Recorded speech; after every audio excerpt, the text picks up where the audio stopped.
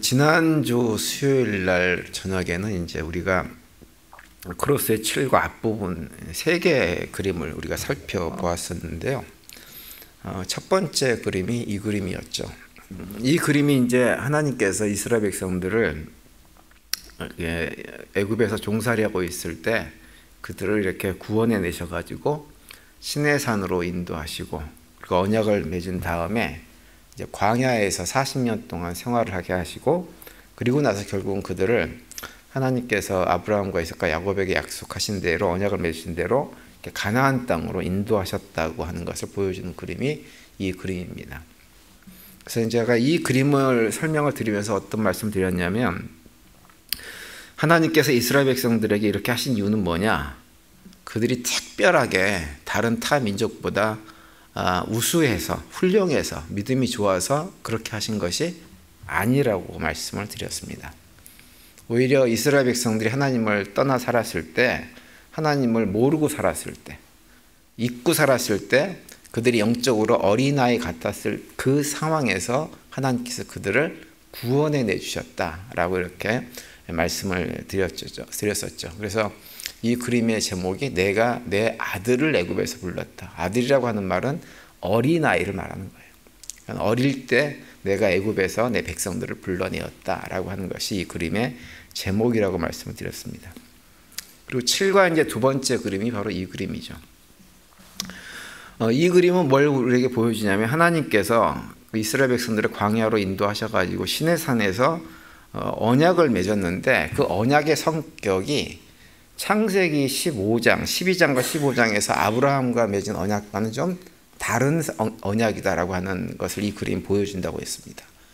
이 그림 가운데 이제 위에 있는 그림은 뭐냐면, 하나님께서 아브라함과 맺은 언약이 어떤 종류의 언약인지를 보여준다 그랬죠. 이것은 종적인 언약, 일방적인 언약입니다. 하나님께서 일방적으로 아브라함에게 선포하시는 언약의 모습이죠.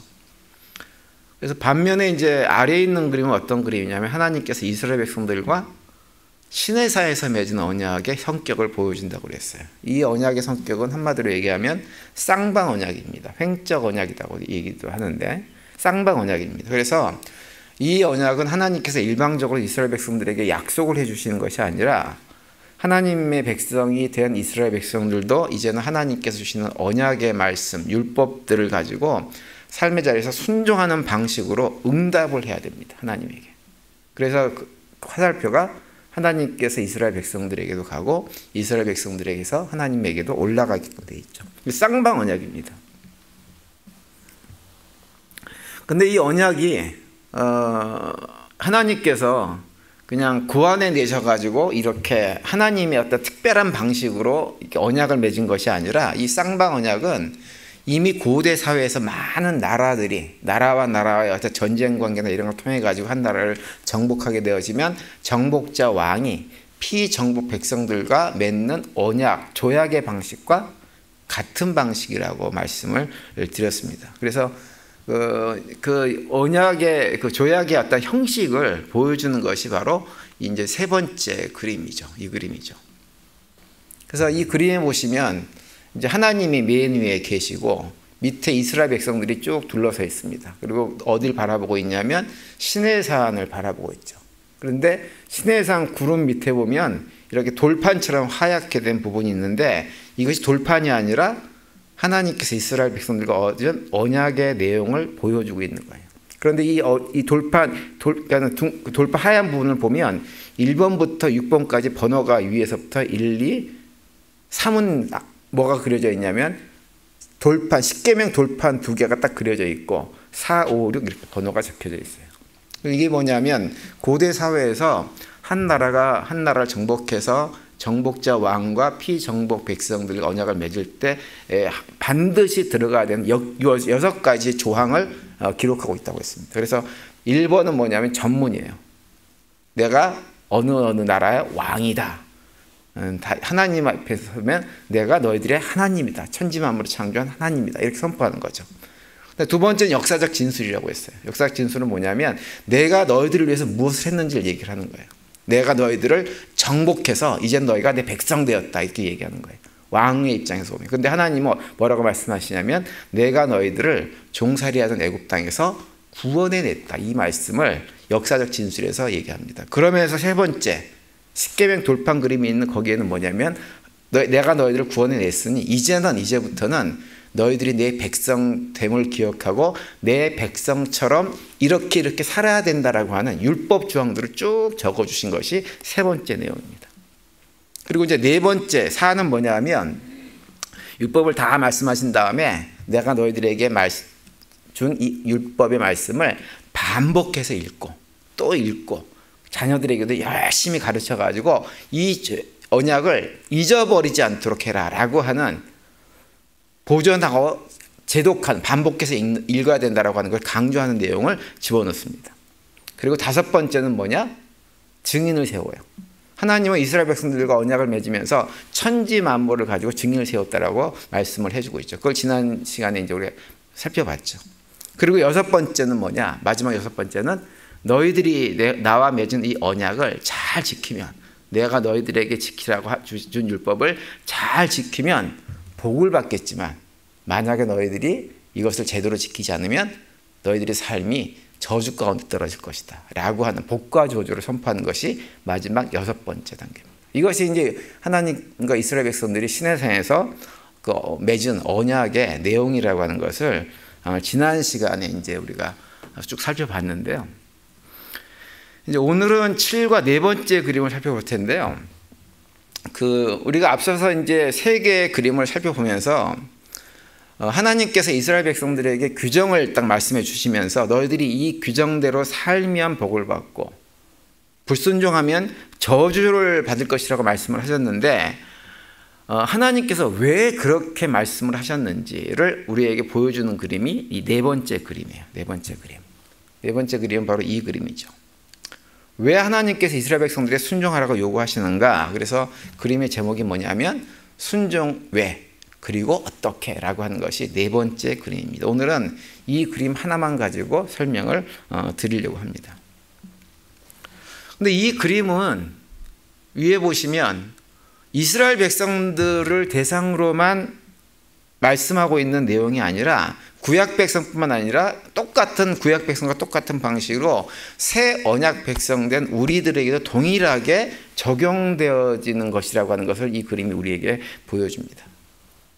그러니까 다시 말하면 하나님께서 이스라엘 백성들에게 행했던 것과 똑같은 일을 우리에게도 그대로 행하셨다고 하는 거예요. 그래서 하나님께서 이스라엘 백성들에게 순종을 요구한 것처럼 오늘날 우리들에게도 뭘 요구하시냐면 순종을 요구하세요. 근데 위의 그림은 뭐냐? 하나님께서 우리에게 행하신 것이 무엇인지를 보여줘요. 그래서 위의 그림을 보시면 위에 뭐라고 써 있냐면 왜냐하면 왜 우리가 순종을 해야 하냐면 이걸 얘기하는 거예요. 왜? 그러면서 보여주는 그림이 이 두 개의 그림인 거죠. 그래서 이제 왼쪽에 있는 것은 이스라엘 백성들에게 행하신 것이고요. 오른쪽에 있는 것은 우리들에게 행한 것입니다. 왼쪽에 있는 그림은 제가 이미 지난번에 다 설명을 드렸기 때문에 다시 자세하게는 할 필요가 없지만 하나님께서 이스라엘 백성들을 애굽에서 종살이 하던 것을 구원해냈기 때문에 구원해내서 너희들과 언약을 맺고 내가 너희들을 가나안 땅으로 인도했기 때문에 라고 하는 거예요. 근데 똑같은 원리가 우리들에게 적용되는 거예요. 죄와 사망 가운데 죽어야 돼 마땅한 우리들이지만 하나님께서 우리를 사랑하셔가지고 불쌍히 여기셔가지고 예수님께서 친 인간 육신을 입고 이 땅에 오셔가지고 우리를 예수님께서 섬겨주시고 섬김의 극치인 십자가에서 우리를 대신해서 죽으시고 무덤에 묻힌 이후에 3일 만에 부활 승천하셔가지고 우리를 살려주셨기 때문에 하나님 백성 삼아주셨기 때문에 이제는 우리가 뭐 해야 되느냐? 순종하는 삶을 살아야 된다고 하는 거예요. 이 두 가지 얘기가 똑같은 얘기입니다. 그래서 이제 많은 경우 우리가 얘기할 때 구약의 출애굽 사건은 무엇을 우리에게 보여주느냐? 신약의 예수 그리스도의 십자가의 모형이다 이렇게 우리 많이 얘기들을 하죠. 그래서 이제 아래 그림이 뭐냐면 그러므로예요. 그러므로 이렇게 타이틀이 딱 적혀 있는 거예요. 그러므로 뭐 하라는 거예요? 순종하라는 거예요. 순종하라. 하나님께서 우리를 그런 방식으로 이스라엘 백성들, 구약의 이스라엘 백성들은 그런 방식으로 우리는 우리의 방식으로 예수님의 방식으로 구원해 주셨으니까 이제 그러므로 뭐 해야 되는 거예요? 우리가 해야 될 것은 순종하는 거예요. 이것이 그래서 순종의 모습이 그려져 있는 거죠. 그런데 이 자세가 누구랑 똑같은 자세예요? 예수님의 자세랑 똑같은 자세예요. 예수님께서 행하신 그림을 다시 보면 예수님께서 이렇게 무릎 꿇고 계신 것처럼 보이잖아요. 순종의 자세입니다. 이 자세가 똑같은 모습으로 우리도 순종하는 거예요. 그러니까 우리가 순종을 할 때 내 마음대로 순종을 하면 안 됩니다. 내 마음대로. 누구처럼 순종해야 돼요? 예수님이 행하신 것처럼 우리도 주님께서 우리에게 본을 보여주시는 방식으로 순종을 해야 되는 거예요. 그런데 예수님의 순종을 한마디로 얘기하면 무엇인가? 그것은 섬김이라고 할 수가 있는 거예요. 섬김. 마태복음 22장에서 하나님께서 우리에게 순종하도록 요구하면서 주신 많은 율법 계명들이 있는데 가장 중요한 계명에 대한 말씀을 해주고 있잖아요. 그죠? 그것이 뭔가요? 하나님을 사랑하고 이웃을 사랑하는 것. 그 말씀 보시면 이렇게 돼 있죠. 마태복음 22장 37절부터 40절까지 보시면 예수께서 이르시되 내 마음을 다하고 목숨을 다하고 뜻을 다하여 주 너의 하나님을 사랑하라 하셨으니 이것이 크고 첫째 되는 계명이요 둘째도 그와 같으니 내 이웃을 내 자신같이 사랑하라 하셨으니 이 두 계명이 온 율법과 선지자의 강령입니다. 하나님을 사랑하고 위로는 하나님을 사랑하고 옆으로는 이웃을 사랑하는 것. 그것이 뭐예요? 모든 율법을 통해서 하나님께서 강조하시는 유일한 것 한 가지라고 하는 거예요. 다른 것이 아니고 하나님께서 우리에게 원하시는 거예요. 그래서 우리가 신앙생활 하면서 뭘 열심히 한다고 할 때 이걸 해야 되는 거예요. 다른 걸 열심히 다 하고 이걸 안 하면 안고 빠진 찐빵이 되는 거예요. 우리 신앙이. 본질이 빠져버리는 거예요. 찐빵에 안고가 없으면 어떻게 해요? 맛이 없잖아요. 본질이 빠진 거라고요. 똑같아요. 다른 것 아무리 열심히 해도 하나님을 사랑하고 이웃을 사랑하는 것을 제대로 하지 않으면 다 소용없는 거예요. 아무리 예배를 열심히 드리고 뭐 헌금을 많이 갖다 바치고 무슨 뭐 선교를 가지고 막 어디 가고 무슨 일을 하고 일을 열심히 하고 그래도 하나님을 사랑하고 이웃을 사랑하는 것을 하지 않으면 다 소용없는 거예요. 그 말씀을 예수님께서 해주고 있는 거죠. 하나님을 사랑하고 이웃을 사랑하는 것. 그런데 우리가 여기서 중요한 건 뭐냐면 하나님을 사랑하는 방식하고 이웃을 사랑하는 방식은 달라요. 하나님을 사랑하는 방식은 뭔가요? 하나님 말씀에 순종하는 것이 하나님을 사랑하는 거예요. 그러니까 우리가 하나님을 사랑하면 하나님께서 무슨 말씀을 하셨든지 그것이 나에게 좀 불편하기도 하고 나한테 버거운 것이 있어도 그것을 순종하려고 하는 자세가 뭐예요? 하나님을 사랑하는 거예요. 근데 이웃을 사랑하는 방식은 순종하는 방식이 아니에요. 이웃을 사랑하는 방식은 뭐냐면 이웃의 필요를 채워주는 섬김이 이웃을 사랑하는 방식이에요. 여러 번 제가 말씀드렸습니다. 섬김이라고 하는 것은 밥 사주는 게 아니에요.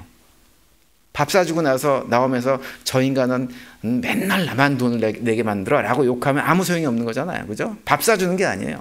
섬김은 무엇이냐? 상대방의 연약한 부분, 부끄러운 부분, 감당하기 힘든 부분을 보이지 않도록 가려주는 것이 섬김이에요.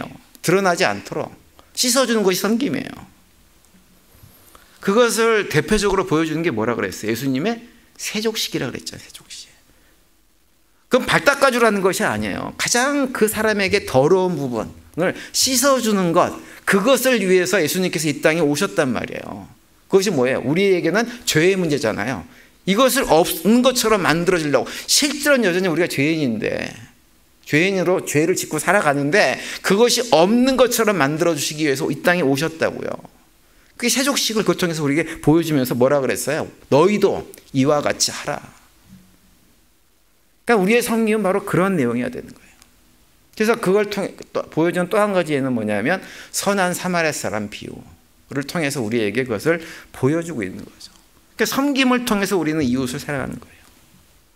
그래서 예수님께서 어떤 말씀을 오늘 본문에 보면 하시냐면 예수님은 내가 스승이지만 내가 이 땅에 스승임에도 불구하고 섬김을 받으러 온 것이 아니라 뭐하러 왔어요? 섬기러 왔다고 말씀을 하는 거예요. 오늘 보면 28절에 보면 인자가 온 것은 섬김을 받으려 함이 아니라 도리어 섬기려 하고 자기 목숨을 많은 사람의 대속물로 주려 함이니라. 왜 목숨을 주세요? 우린 감당을 못하니까. 우리의 죄의 문제를 우리 스스로 감당을 못하니까 예수님의 목숨을 주셔서 우리의 죄의 문제를 해결하는 그것이 뭐냐? 섬김이라고요. 그것이 섬김. 옆에 사람이 뭘 못하는 게 있으면 그 못하는 것이 드러나서 창피당하지 않도록 도와주는 게 뭐예요? 섬김이에요. 그런데 우리는 다른 건 열심히 하면서도 그런 거 있으면 딱 드러내가지고 창피를 줘야지 직성이 풀리는 우리 아주 못된 게 있잖아요. 그죠? 그러면 안 된다고 하는 거예요. 그런 것이 있으면 어떻게 해서든지 덮어주고 가려주고 해서 안 보이게 하고 하나님께서 나에게 준 은사가 있으면 그 은사를 가지고 채워주는 역할을 하는 거. 그것이 뭐냐면 예수님을 닮아서 섬기는 자세예요. 목사가 성도를 바라볼 때도 마찬가지. 성도님들도 저를 바라볼 때도 마찬가지. 성도님들이 목사는 흠을 참 잘 이렇게 덮어주려고 하시는 것 같아요. 제가 볼 때. 저를 사랑하셔가지고 제가 좀 흠결이 있어도 자꾸 덮어주려고 그러는데 왜 옆에 있는 오랫동안 신앙생활 같이 하신 분들은 그렇게 안 하세요? 그렇게 하세요. 옆에 계신 분들하고도.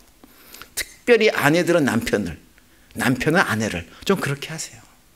서로 간에 그렇게 하면 그 섬김을 통해서 훨씬 더 좋을 텐데 우리는 참 그게 안 됩니다. 그래서 하나님은 주님께서 이 땅에 오실 때 섬기러 오신 것처럼 우리도 섬기는 삶을 살기를 원하세요. 하나님께서 우리한테 기대하는 것이 바로 그것이라고 하는 것을 잊지 마시기 바랍니다. 그런데 이제 오늘 이 그림에서 특별히 강조되어야 될 것이 한 가지 있어요. 그게 뭐냐 하면 그림이 위아래가 뒤바뀌어지면 안 된다고 하는 거예요. 절대 안 됩니다. 순종이 정말 중요하지만 우리가 순종을 열심히 해서 구원받는 것이 아니라고 하는 거예요. 내가 순종을 열심히 하면 구원받느냐? 아니에요. 우리의 행위 때문에 구원받는 것이 결코 아니에요. 우리가 행하는 모든 사랑, 순종, 섬김은 뭐냐면 하나님께서 우리를 구원해 주셨기 때문에 하나님 백성으로 사랑하고 섬기고 순종하면서 살아가는 것이지 그것을 열심히 하면 구원받는다가 아니라고 하는 거예요.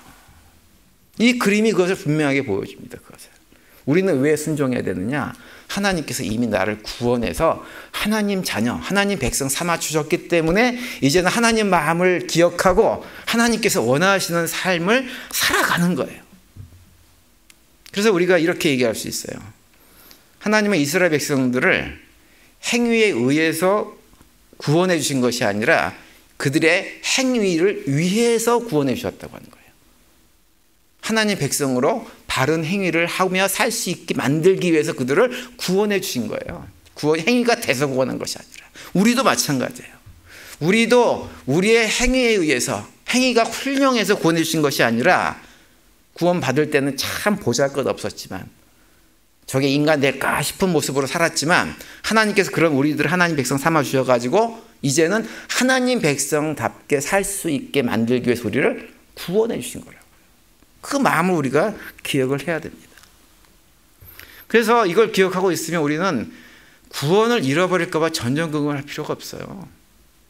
우리가 집중해야 될 것은 무엇이냐? 그냥 최선을 다해서 하나님 말씀에 순종하며 살아가 보려고 애를 쓰는 거예요. 물론 우리는 타락한 본성이 있어가지고 반복해서 실수하고 넘어지고 잘못하는 것이 수없이 계속 존재할 수밖에 없어요. 죽을 때까지. 철들면 죽는다 그러잖아요. 문제가 다 해결될 쯤 되면 하나님께서 불러가십니다. 근데 그 전까지는 계속해서 실수하고 넘어지고 제대로 못하고 이게 있을 수밖에 없지만 중요한 건 뭐냐? 그런 와중에도 내가 최선을 다해서 하나님 백성답게 살아보려고 애를 쓰면 되는 거예요. 그거 못한다고 구원이 사라지는 게 결코 아닙니다. 며칠 전에 우리 주일날 몇 주 전인가요? 어느 집사님하고 얘기 나눌 때 그분 그런 얘기 하시더라고. 자기는 성경에 있는 내용들이 잘 믿어지지가 않는데 역사적인 팩트로 잘 믿어지지가 않아서 그 믿어지지 않는 것 때문에 늘 두려움이 있대요. 내가 이걸 믿지 못함으로 해서 내가 하나님께 심판받고 지옥에 가면 어떻게 되나 라고 하는 두려움이 있대요. 여러분 우리가 믿지 못하는 게 있는 게 정상이에요, 비정상이에요? 정상이에요. 믿지 못하는 게 있는 게 정상이라고. 성경에 있는 나와 있는 그 기가 막힌 얘기들이 어떻게 다 믿어지겠어요? 안 믿어지는 게 정상이죠. 하나님 그거 다 믿어야 구원받는다가 아니에요. 구원 하나님께서 딱 해놓고 하나씩 믿어지게끔 만들어 주세요. 다 안 믿어도 상관이 없다고요. 다 안 믿어져요. 우리 인간이 그 영적인 능력이나 지혜가 다 믿어질 만큼 확신을 가질 만큼 그렇게 훌륭하면 얼마나 좋겠어요. 그런데 우리는 그렇게 안 됩니다. 예수님하고 똑같이 되면 모를까 안 되는 거기 때문에 그럴 필요가 없어요. 우리 행위도 마찬가지예요. 행위 잘 못해도 큰 문제 되지 않아요. 그래서 그걸 자꾸 바라보고 두려워할 것이 아니라 우리가 해야 될 건 뭐냐? 최선을 다하되 내가 여전히 이렇게 부족하고 연약함에도 불구하고 나 같은 것을 사랑하셔가지고 독생자 이 땅에 보내주시고 십자가에서 피 흘려 돌아가시게 만들고 그렇게 해서 나를 구원해 주신 하나님 바라보면서 하나님 감사합니다. 감사합니다. 그러고 살면 어때요? 마음이 기쁘고 평안도 있고 그럴 수밖에 없어요. 그래서 그 감사가 넘치면 옆에 있는 사람도 이뻐 보일 수밖에 없어요. 그 사람이 나보다 훨씬 더 나아 보일 수 있어요. 그러면 자꾸 문제가 보이는 것이 아니라 아이고 저 사람이 나보다 난데가 많네 이런 생각을 할 수 있습니다. 따라서 저는 우리 교회 성도님들이 자꾸 행위에 집중하지 않았으면 좋겠어요. 우리가 행위에서 구원받은 존재가 아니라는 것을 기억하시고 이미 구원해 주신 우리 행위랑 전혀 상관없이 우리를 구원해 주신 하나님을 바라보면서 삶의 자리에서 그냥 하나님 자녀답게 살아보기 위해서 최선을 다하면서 하나님께서 우리에게 주시는 감사, 기쁨, 은혜가 넘치는 신앙생활을 할 수 있게 되기를 간절히 바랍니다. 그런데 이제 한 가지 더 조금 더 현실적으로 생각을 해보면 이제 세상이 이렇게 악해지잖아요. 그죠? 악해지고 점점 타락하는 이게 깊어질수록 요즘 보시면 알 거예요. 현대인들에게 가장 듣기 싫어하는 소리가 어떤 단어인 줄 아세요? 순종이에요, 순종. 사실은. 요즘은 현대인들은 순종이라고 그러면요. 전혀 자식들도 부모한테 순종 안 합니다. 요즘 현대 학문을 배우는 자식들은요. 부모한테 순종하지 않는 것을 당연한 것처럼 생각을 하는 경향이 굉장히 많이 있어요. 점점점 그래집니다. 그래서 우리가 알게 모르게 그런 세상 풍조에 물이 들어가지고요. 교회를 다니고 신앙생활을 한다고 하면서도 하나님 말씀에 순종하는 것이 너무너무 어렵습니다. 솔직하게 생각을 해보세요. 난 하나님 말씀에 순종을 잘해. 그래서 정말 하나님도 사랑하고 이웃도 사랑하고 살아가. 하나님 말씀에 순종하고 이웃을 섬기며 살아가 라고 자신 있게 얘기할 수 있는 분이 혹시 우리 가운데 계세요? 저도 그렇게 못합니다. 그걸 고백할 수밖에 없는 것이 우리의 현실이에요. 근데 사실 그것이 참 쉽지 않은 것은 뭐냐면 우리가 하나님을 사랑해서 순종이라고 하는 자세를 취하려고 할 때 하나님께서 우리에게 요구하시는 것은 뭐냐면 넌 내 말 잘 들어라 라고 하는 말씀을 귀담아 들어보면 그 얘기가 다시 얘기가 뭐냐면 이웃을 사랑해라, 이웃을 섬겨라 라고 하는 말씀이기 때문에 순종이 힘든 거예요. 그냥 나만 보고 나한테 잘해라고 하면 우리 할 수 있어요. 하나님한테. 근데 하나님께서 원하시는 건 나한테 잘해가 아니에요. 하나님께서 우리한테 원하시는 건 너 옆에 있는 그 사람한테 잘해. 섬겨. 이렇게 말씀하세요. 그런데 그 과거에 옆에 있는 그 사람이라고 하는 존재가 어떤 존재냐? 과거에도 그렇고 지금도 그렇고 앞으로도 꼴을 보니까 계속 나를 괴롭고 힘들게 할 것 같은 그런 사람이란 말이에요. 그런 사람을 보고 뭐라 그러냐면 잘해, 섬겨 이렇게 말씀을 하세요. 그러니 하나님 말씀에 순종을 하는 것이 불가능해 보이는 거예요. 하나님과의 관계로만 해가지고 교회 조용히 와가지고 예배만 드리고 아무하고도 얘기 안 하고 예배만 드리고 말씀만 듣고 싹 집에 간다든지, 교회에서 봉사하는 건 피하고 내가 지역사회에 어디 가서 아무 사람들이 안 보는 데 가서 이렇게 봉사해주고 하나님의 이름으로 뭔가 해주고 또 선교지에 헌금 보내고 이런 것들만 하라 그러면 너무너무 쉽습니다. 그리고 실제로 그렇게 신앙생활하는 사람들이 의외로 많이 있어요. 교회 공동체에 사람들하고 섞여가지고 지지고 볶는 거, 부대치는 거 이게 싫은 거예요. 꼴 보기 싫은 사람 섬기라고 해가지고 발 닦아주고 그 사람 부끄러운 분 감춰주고 하는 일들은 정말 하기 싫은 거예요. 너무 어려워요. 너무 어려워요. 그래서 이게 쉽지가 않아요. 그리고 특별히 이제 우리가 누군가를 섬기려고 그러잖아요. 그럼 예수님께서 세조식을 하실 때 그러셨던 것처럼 내 무릎을 꿇어야 돼요. 자존심을 내려놓고 내 무릎을 꿇어야 됩니다. 그래야 될 때가 너무 많이 있어요. 그러니 이게 얼마나 힘이 드냐 말이에요.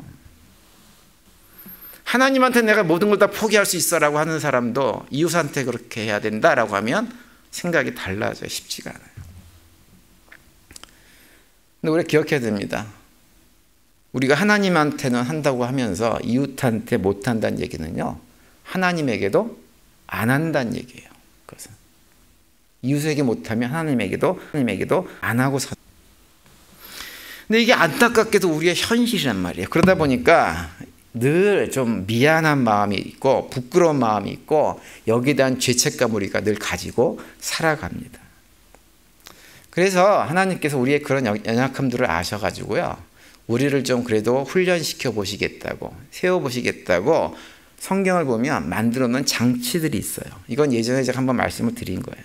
우리가 순종이 잘 안 된다는 걸 알기 때문에 일상의 삶에서 나를 죽이고 순종할 연습의 대상을 하나님께서 정해 놓으셨어요. 그냥 그래서 순종해라, 이 사람들한테는 순종이 딱 정해 놓으셨어요. 대표적으로 에베소서 6장 1절에 보면 뭐라고 되어 있어요? 자녀들에게 자녀들에게 뭐라고 되어 있어요? 자녀들아, 주 안에서 너희 부모에게 순종하라, 이것이 옳으니, 이렇게 말씀하세요. 자녀들한테는 부모한테 너희 순종해야 된다 말씀하세요. 부모가 아무리 못났어도, 부모가 아무리 해준 것이 없었어도, 그래도 부모 말씀에 순종하고 사는 것이 너희들에게 옳다, 이렇게 말씀하세요. 그래서 에베소서 5장 22절에 뭐라고 되어 있어요? 남편에게 순종하라, 이렇게 말씀하세요. 남편에게. 아내들이여 자기 남편에게 복종하기를 죽게 하듯 하라. 남편을 바라볼 때 누굴 바라보듯 하라는 거예요? 예수님 바라보듯 하라고 하는 거예요. 그렇게 순종하라고 하는 거예요. 미치겠죠? 그렇게 하라고 하는 거예요. 이게 쉽지가 않지만 그렇게 조건을 이렇게 만들어 놓으셨어요. 이거 그냥 딱 만들어 놓으셨어요. 베드로전서 2장 18절에 뭐라고 되어 있어요? 종들에게, 주인에게 순종할 것을 요구합니다. 사환들아 범사에 두려워함으로 주인들에게 순종하되 선하고 관용하는 자들에게만 아니라 또한 까다로운 자들에게도 그리하라, 이렇게 얘기합니다. 직장 생활하는 사람들, 상사에게 잘하라고 하는 거예요. 순종하라고 하는 거예요. 나한테 잘해주는 상사에게만 잘하는 것이 아니라 못되게 구는 상사에게도 어떻게 하라는 거예요? 그 사람이 시키는 일 순종하고 잘 하라고 하는 거예요. 그리고 히브리서 13장 17절에 보면 또 이렇게도 말씀하세요. 너희를 인도하는 자들에게 순종하고 복종하라. 그들은 너희 영혼을 위하여 경성하기를 자신들이 청산할 자인 것 같지 않으리라. 그들로 하여금 즐거움으로 이것을 하게 하고 근심으로 하게 하지 말라. 그렇지 않으면 너희에게 유익이 없느니라. 여기서 너희를 인도하는 자는 누굴까요? 교회 공동체에서 교회 지도자들을 말하는 거예요. 목회자들 같은 사람들, 또는 교회의 리더십을 가지고 있는 당회, 이런 것을 말하는 거예요. 순종하라고 하는 거예요.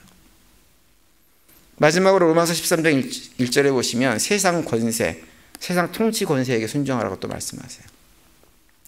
각 사람은 위에 있는 권세들에게 복종하라. 권세는 하나님으로부터 나지 않음이 없나니 모든 권세는 다 하나님께서 정하신 바라, 이렇게 말씀합니다. 여러분, 우리가 누군가에게 순종하고자 할 때 순종의 대상은 누가 정하나요? 순종할 만한 사람과 순종하지 않을 만한 사람을 누가 정해요? 우리는 다 일반적으로 내가 정해요. 내가 순종하고 싶으면 순종하고, 순종하고 싶으면 순종하지 않는 걸 무슨 대단한 자랑거리인 것처럼 얘기하시는 분들이 상당히 많이 있어요. 그런데 만약 내가 순종의 대상을 내가 정하는 것이라면 그것은 결국 누굴 섬기는 것이냐면 자기 자신을 섬기는 것이에요. 자기 자신을 섬기는 것이 무엇이냐, 다른 말로 하면 우상 숭배하는 거예요. 그래서 그런 순종은 진정한 순종이 아니에요. 그리고 그것이 나의 이런 문제, 순종하지 못한 나의 문제를 전혀 해결해 주지 못해요. 그래서 순종의 대상은 누가 정해줘야 되느냐? 하나님이 정해주셔야 되는 거예요.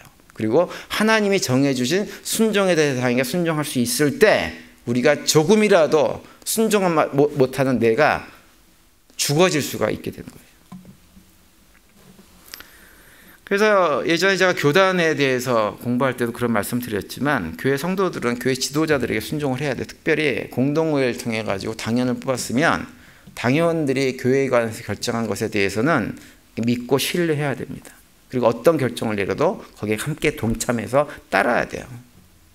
당연들의 인격이 훌륭해서 따르라는 거 아니에요. 당연들이나 당연이 아닌 사람이나 인격은 다 거기서 거기에요. 도토리 키재기예요. 훌륭해서가 아니에요. 당회원들의 결정을 순종해야 되는 이유는 무엇이냐면 그 사람들을 선택한 성도들의 결정을 존중해서 순종하는 거예요. 그리고 성도들의 기도를 통해서 성도들의 마음을 움직여가지고 그들을 선택하게 하신 하나님을 봐서 순종하는 거예요. 그들의 결정을.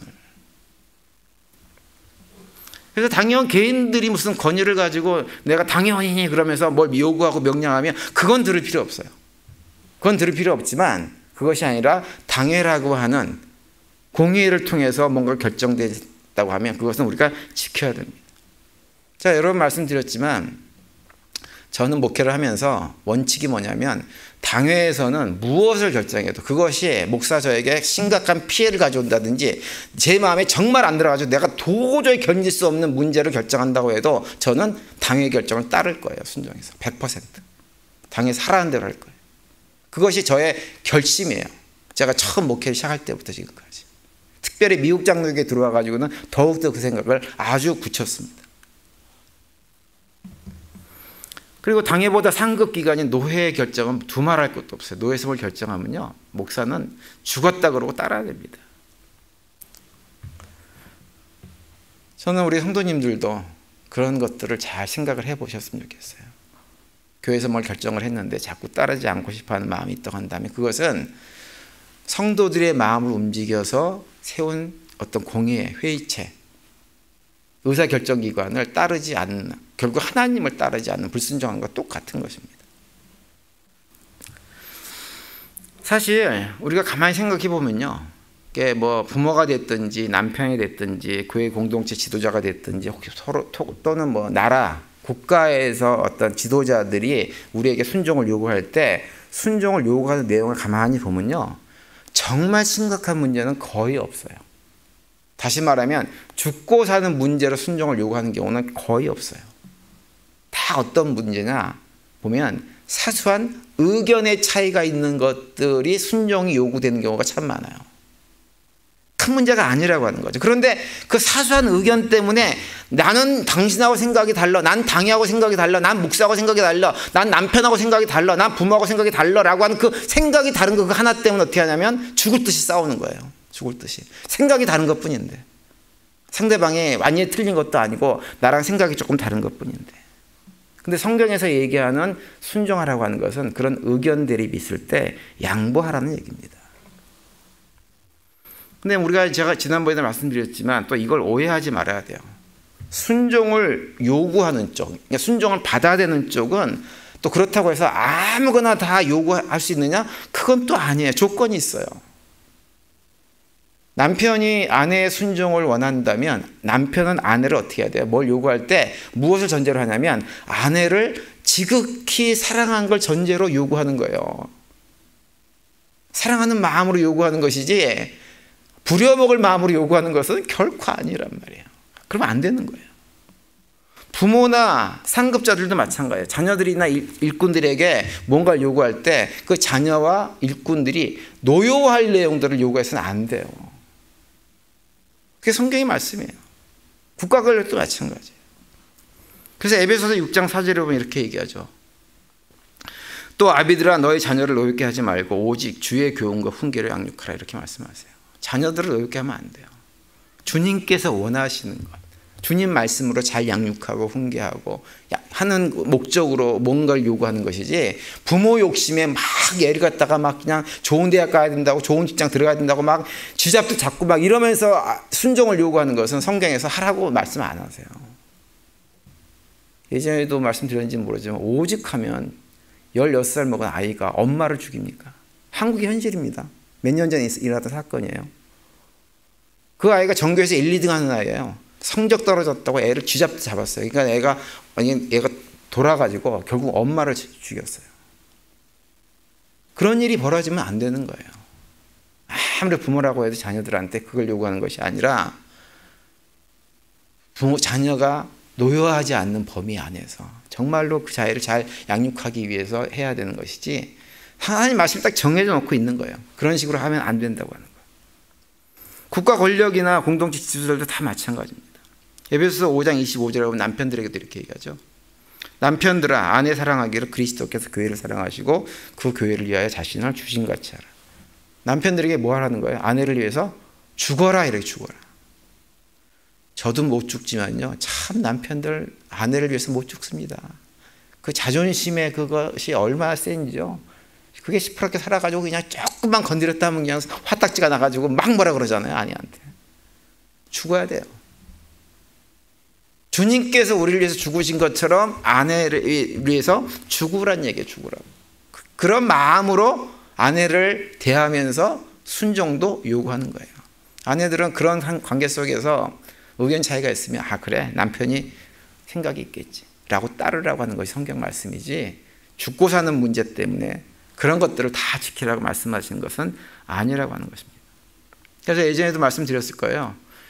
이게 하나님이 세운 권위가 상대방에게 어떤 범죄 행위나 이런 것들을 요구하게 되어지면, 윤리적인 도덕적인 타락을 가져오는 문제를 요구하게 되어지면 그건 어떻게 해야 되나요?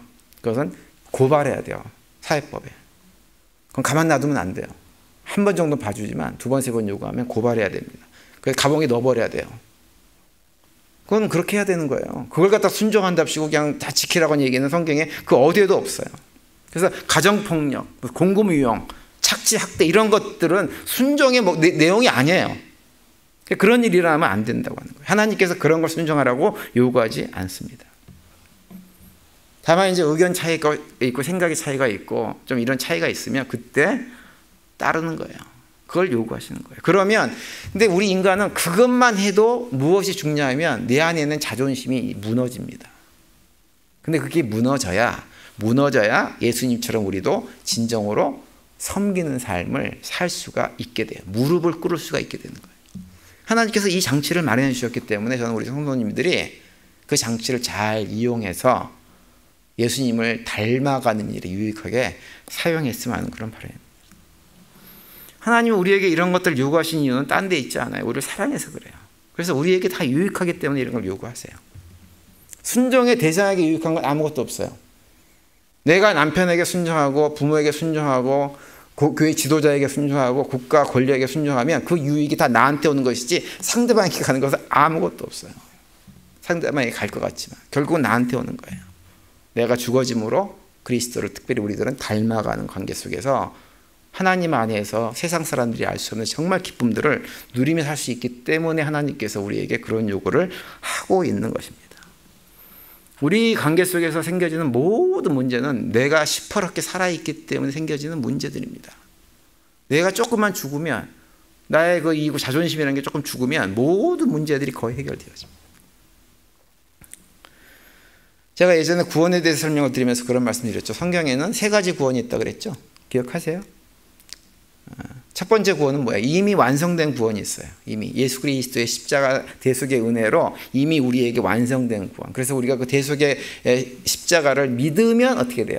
구원받는 거예요. 사망의 자리 생명의 자리로 옮겨졌다고 말씀하죠. 요한복음 5장 24절 말씀.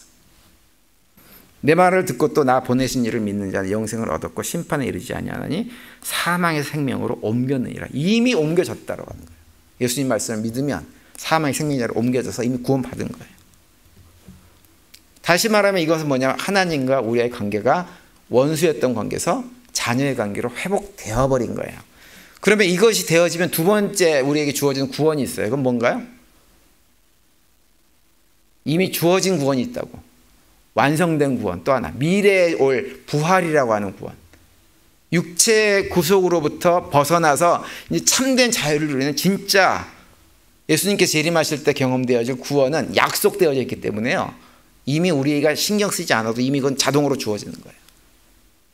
그런데 우리가 이 땅에 살면서 세 번째 구원은 우리가 신경을 써야 돼요. 그것은 뭐냐면 이루어가는 구원이에요. 그건 뭐냐면 예수 그리스도를 인격적으로, 성품적으로, 영적으로 닮아가는 구원이에요. 빌립보서 2장 12절이 그와 같은 말씀을 하고 있죠. 지금과 같이 뇌가 없을 때에도 더욱더 순종하여 두렵고 떨리는 마음으로 자기의 구원을 이루어 나가십시오. 이렇게 말씀하는 거예요. 이루어 나가라고 하는 말은 예수 그리스도를 닮아가라고 하는 거죠. 순종하는 마음으로 닮아가라. 그러니까 다른 말로 하면 인격의 변화, 성숙, 나의 자존심이 죽어지고 그래서 사랑하지 못할 사람도 사랑하게 되어지는, 과거의 원수가 사랑의 관계로 회복되어지는 이런 것들을 얘기하는 거예요. 그래서 옛날에는 정말 저 사람은 내가 정말 도와주고 싶은 마음이 눈꼽만큼은 없었는데 오늘 보니까 그래 조금만 도와주고 싶네 라고 하는 마음이 생기는 것. 이런 것이 뭐냐면 성수이고 변화인 거예요. 우리한테 이런 것들 요구하시는 이유는 뭐냐? 하나님께서 우리를 어떻게 하셨기 때문에, 구원해 주셨기 때문에, 하나님 자녀를 삼아 주셨기 때문에 우리에게 순종하고 살아가면서 점점 믿음의 여정이 깊어질수록 너희들이 그리스도를 닮아가면 좋겠다. 이것이 너희들에게 복된 것이다. 이렇게 말씀을 하는 거예요. 빚쟁이가 빚 받는 방식으로 막 쪼는 게 아니에요. 그랬으면 좋겠다. 아버지의 마음으로. 너희들이 행복했으면 좋겠다. 이렇게 말씀하는 거예요. 우리 교회 성도님들이 하나님께서 우리를 구원해 주셔서 하나님 백성 되었으니 우리 모두가 섬김의 삶을 잘 살아서 섬김의 삶을 통해서 세상 사람들은 정말 알 수 없는 그 기쁨들, 감사들, 그 복들을 누리면서 살 수 있게 되기를 간절히 바랍니다. 남은 한 주간도 그런 고백 가운데 승리하시고 또 주님의 은혜들을 풍성히 누리는 복된 한 주간이 되시기를 간절히 축원드립니다.